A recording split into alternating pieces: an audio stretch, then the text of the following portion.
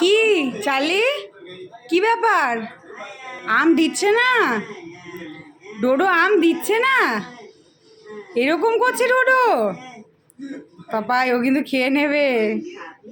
Charlie, কি ব্যাপার তোমার? হ্যাঁ, একটুও দেয়নি?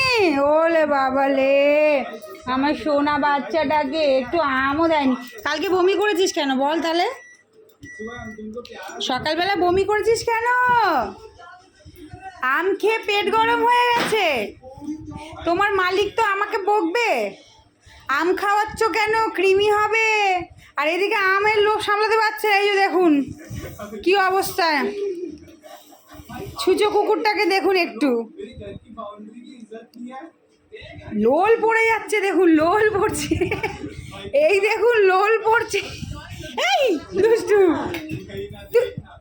ওটা খাবার না আমাদের। হ্যাঁ বাবা রে, নিরাশ হয়ে আমি বসেই পড়লাম। থাক, দেবে না আর কি করব, নিরাশ হয়ে বসেই পড়লাম। বাবা একটু দিলি না বাবাই, বাবাই ওটা দিলে না বাবা আর ওকে। আমি বললাম আর তুমি খেয়ে নিলে? তোমার তো একটু বোঝা উচিত ছিল ওর কতটা খেতে ইচ্ছে করছে ম্যাঙ্গোটা। তোমার যেরকম ম্যাঙ্গো দেখলে মাম্মি ম্যাঙ্গো দাও, এই 11টার সময় ম্যাঙ্গো দাও মাম্মি ম্যাঙ্গো দাও, তো ওরও তো মাম্মির কাছেও আবদার করছে। দেবো কি?